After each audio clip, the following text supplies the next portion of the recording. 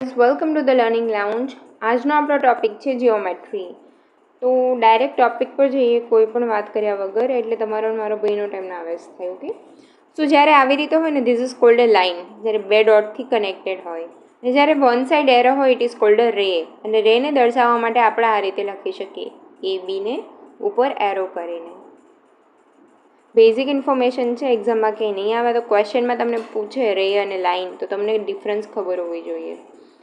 નાઉ next, અહીંયા PQ અને RS અને AB અને CD એકબીજાના પેરેલલ લાઇન્સ છે. ત્યારબાદ ઇન્ટરસેક્ટિંગ લાઇન કહીએ તો આવી રીતે જે આ જે પોઈન્ટ હોય ને, ઇન્ટરસેક્ટિંગ પોઈન્ટ, અને આ બંને intersecting line. After perpendicular line કીધું, તમને એવું કીધું હોય કે એક રસ્તો જાય છે, ત્યાંથી પોલ તેને પરપેન્ડિક્યુલર છે, એટલે એ પોલ એ રસ્તાને 90 ડિગ્રી એંગલે ઊભો હશે. તો ખાલી ટર્મિનોલોજી જોઈ લો કે ઇન્ટરસેક્ટિંગ કે એટલે આવી રીતે થાય, પછી પરપેન્ડિક્યુલર લાઇન કે એટલે 90 ડિગ્રી એંગલ. ત્યારબાદ ટ્રાન્સવર્સલ લાઇન કહીએ તો આજે તમને A અને BCD આ જે લાઇન છે ને ટ્રાન્સવર્સલ લાઇન કહેવાય. નાઉ નેક્સ્ટ, એક્યુટ એંગલ કીધું હોય તમને, તો એક્યુટ એંગલ એટલે શું થશે કે angle which is less than 90 degree. આ 90 ડિગ્રી છે, તો આ જે 90 ડિગ્રી કરતાં ઓછો એંગલ હોય એને આપણે કહીશું એક્યુટ એંગલ. ઓબ્ટ્યુઝ એંગલ એટલે એંગલ ગ્રેટર ધેન 90 ડિગ્રી કરતાં મોટો અને 180 કરતાં નાનો, તો આને કહેશું ઓબ્ટ્યુઝ એંગલ. રાઇટ એંગલ એટલે 90 ડિગ્રી. ત્યારબાદ રિફ્લેક્સ એંગલ એટલે if angle is greater than 180 but less than 360, એટલે એંગલ હોય ને આ રીતે જતું હોય, અહીંયાથી 180થી નીચે.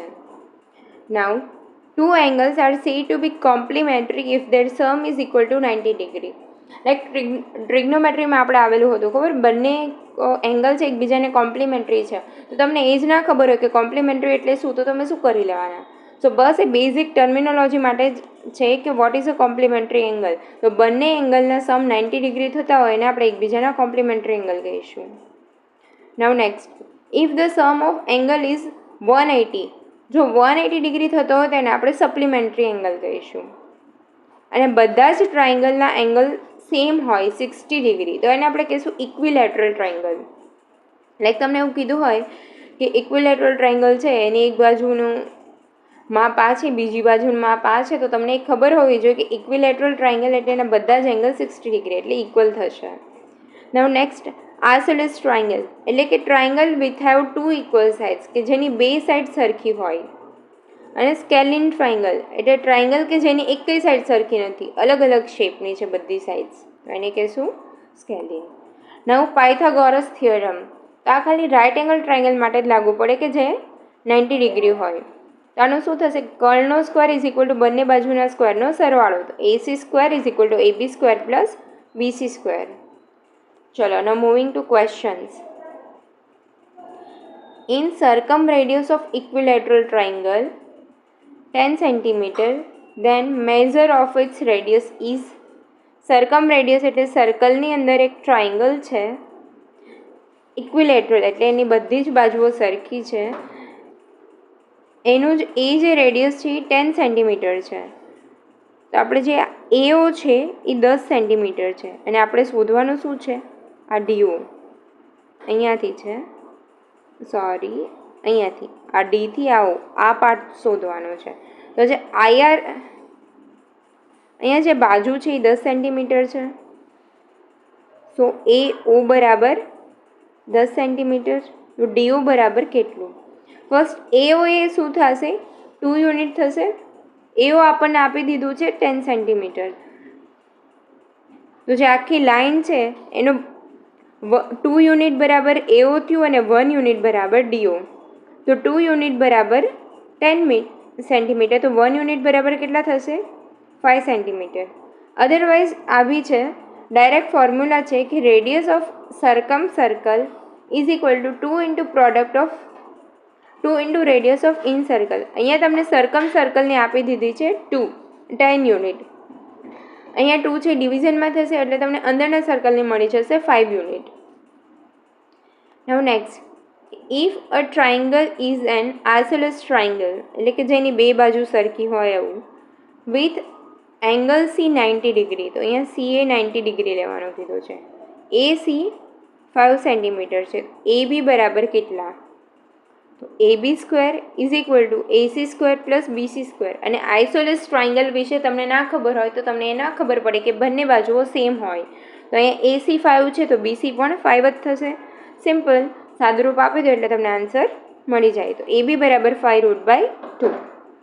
Now, if the length of side of triangle are in ratio 4:5:6, એટલે કે બધા અલગ અલગ છે, and in radius of a triangle is 3 centimeter. હવે ટ્રાયંગલની રેડિયસ તમને 3 સેન્ટીમીટર આપી દીધી છે. Then altitude of triangle corresponding to the largest side as a base is, તો તમારે અહીંયા AD શોધવાનું છે. અલ્ટિટ્યૂડ કીધો છે, સો AD. સો અહીંયા એરિયા ઓફ AOB, AOC અને BOC આ બધાનો સરવાળો એ એરિયા ઓફ ABC બરાબર થશે. Now area of ABC is equal to 1/2 into 6x into AD. હવે એરિયા ઓફ AOB એટલે શું થશે? AOBનું 1/2 4/4x ઇન્ટુ 3. 3 કેમ લીધા આપણે? તો અહીંયા કીધું છે કે એની રેડિયસ 3 સેન્ટીમીટર છે.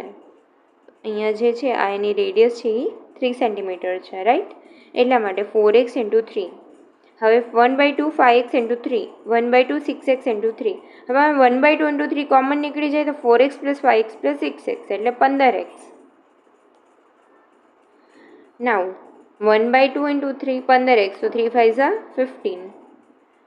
બાકી બધું 1/2 1/2 ઉડી જાય. ઓકે, 1/2 ઉડી ગયા. 3 ઇન્ટુ 15 છે તો 15 તારી 45x બરાબર 6x. 6x આવી જશે ડિવિઝનમાં, તો 7.5 સેન્ટીમીટર આપણને એલ્ટિટ્યૂડ મળી ગયું. નાઉ નેક્સ્ટ ક્વેશ્ચન કે ફોર ટ્રાયંગલ બેઝ ઇઝ 6√3. એક ટ્રાયંગલ છે, આ બાય મિસ્ટેક ડ્રોઈંગ થઈ ગયેલું છે. એનો બેઝ છે 6√3 એન્ડ 2 એંગલ્સ આર, અને એના બે એંગલ્સ 60 ડિગ્રી અને 90 ડિગ્રી, સોરી 30 ડિગ્રી અને 90 ડિગ્રી છે. તો હાઇટ ઓફ ધ એંગલ, ફરી એલ્ટિટ્યૂડ શોધવાનું આવ્યું. તો આમાં શું કરવાનું? sin 30 ઇઝ ઇક્વલ ટુ 30 લીધું છે આખા એંગલ માટે, તો AC અપોન 6√3. સામેની બાજુ, સોરી સાઇન એટલે સામેની બાજુ અપોન કર્ણ, તો AC અને √6/3. sin 6, હવે એનું સિમ્પલ આપી દઉં. sin 30 એટલે 1/2 AC 6√3, તો AC બરાબર 3√3. હવે sin 60 બરાબર AD. Here is a sin 60. AD upon AC, right? અહીંયા તમને AC બરાબર 3√3 મળી ગયા, તો અહીંયાથી તમને ADની કિંમત મળી જશે 4/5 સેન્ટીમીટર.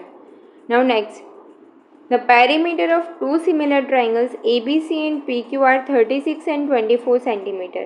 પેરીમીટર કીધું છે અને સિમિલર ટ્રાયંગલ કીધા, તો AB is equal two BC is equal two AC અને PQ is equal two QR is equal two RP. બે ટ્રાયંગલ છે, બંને સેમ છે, તો ABC અને PQR. તો AB બરાબર PQ, BC બરાબર QR અને AC બરાબર PR થઈ ગયું. તો હવે A plus B plus C, AB plus BC plus AC, એટલે તમને બાજુઓનો સરવાળો કરો એટલે તમને પેરીમીટર મળે. એવી જ રીતે PQ plus QR plus PR, આ તમને આપી દીધું છે 36 અને 24. હવે આપણને શું શોધવાનું છે? PQ આપી દીધું છે, AB શોધવાનું છે. તો PQ upon AB is equal to 36 upon 24. PQ 10 આપી દીધા છે, AB મળી જાય. યસ. નાઉ નેક્સ્ટ, કે the length of two adjacent sides of rectangle, બાજુની જે સાઇડ છે રેક્ટેંગલની, એમની લેન્થ આપી દીધી છે 5 અને 12 સેન્ટીમીટર. તો આ હશે 5 અને આ હશે 12. અને રેડિયસ ઓફ સર્કલ પૂછેલું છે. તો પહેલાં તો આપણે જોઈએ કે ડાયામીટર ઓફ સર્કલ છે એ ડાયગનલ ઓફ રેક્ટેંગલ બરાબર થશે. આ ડાયામીટર થશે ને એ જ રેક્ટેંગલનો ડાયગનલ થશે. સો BD 10 સેન્ટીમીટર છે અને CD 5 સેન્ટીમીટર છે. તો આપણે BC શોધવું હોય તો પાયથાગોરસના પ્રમેયથી મળી જશે. તો બસ એવી જ રીતે તમે BC શોધી લો એટલે તમને BC મળશે 13. હવે રેડિયસ કીધું છે તો 13/2. 2 is equal to 6.5 centimeter. Now next, if a sum of interior angle of regular polygon be 1080 degree, so the number of side of polygon. હવે આના માટે સૂત્ર છે, જો એક્ઝામમાં કોઈ આવો ક્વેશ્ચન પૂછે તો મૂકી દેવાય, આ તો મારે મેં લીધો છે જસ્ટ જાણવા માટે કે આવી રીતના બી ક્વેશ્ચન આવે પણ એના સૂત્રો હોય તો એ બધા યાદ રાખવા જરૂર નથી, કેમ કે બહુ ઓછા ચાન્સીસ છે કે જીઓમેટ્રી અને મેન્સ્યુરેશન આ બધામાંથી ક્વેશ્ચન પૂછાય, રાઈટ. તો આના માટેનું સૂત્ર છે 2n-4 into 90 degree. 2n-4 into 90 degree is equal to 1080 આપી દીધું છે તમને. તો n બરાબર n એટલે સાઇડ્સ, તો n બરાબર તમને સાઇડ્સ મળી જશે સિમ્પ્લિફિકેશન આપો એટલે. નાઉ નેક્સ્ટ ક્વેશ્ચન ઇઝ કે in parallelogram PQRS angle P is 4 times of angle Q, then measure of angle R. તો R નું માપ પૂછેલું છે. તો લાઈક અહીંયા તમે લઈ લ્યો કે SPQ પ્લસ PQR આ બંનેનો સરવાળો 180 થશે. હવે PQ શું કીધું છે કે એંગલ P છે એ Qના 4 ગણી છે, તો એંગલ PQR ઇઝ, હવે SPQ is equal two 4PQR લખી શકું? યસ. તો 4PQR plus PQR is equal two 180 degree, તો 5PQR. હવે 5 પહેલી સાઈડ જશે તો એંગલ ઓફ PQR આવશે 36 ડિગ્રી. હવે નાવ આપણને આરનું કીધું છે તો આ બેનું 180 હશે, તો angle SRQ is equal two 180 minus 36, તો આન્સર આવી ગયો 144 degree. Now ABCD is a cyclic quadrilateral, એટલે કે સર્કલની અંદર ક્વોડ્રિલેટરલ છે, એમાં AB અને DC જે લાઇન છે એ બહારની બાજુ P પર મળે છે. તો એંગલ ઓફ ADC છે એ 70 ડિગ્રી છે, DAB 60 ડિગ્રી છે, ધેન PCB અને PBC આ બે એંગલ શોધવાના કીધા છે તમને. તો હવે તમે અહીંયા એંગલ ADC બરાબર કેટલા આપેલા છે? ADC is equal two 70 degree. તો ABC મળે આથી, સામેની બાજુ 180 ડિગ્રી હોય, તો 180 માઇનસ 70 એટલે 110 ડિગ્રી, તો અહીંયાથી તમને B મળી ગયો. નાવ PBC તમને 70 મળશે. હાઉ? કેમ કે કેમ કે બાજુની આ 180 ડિગ્રી થઈ ગયું, તો 180 માઇનસ 110 એટલે તમને PBC અહીંયા મળી જશે 70 ડિગ્રી. હવે એવી જ રીતે અહીંયા તમને DAB આપેલું છે 60 ડિગ્રી, તો અહીંયાથી તમને DCB મળી જાય DAB પરથી, BCD. યસ. તો એ શું થશે? 180 માઇનસ 60 120, તો આ બી 180 હશે, 120 માઇનસ 180 એટલે PCB 60 ડિગ્રી મળી ગયું. હવે આ બંનેનો સરવાળો કીધો, 60 પ્લસ 70 130 ડિગ્રી. નાવ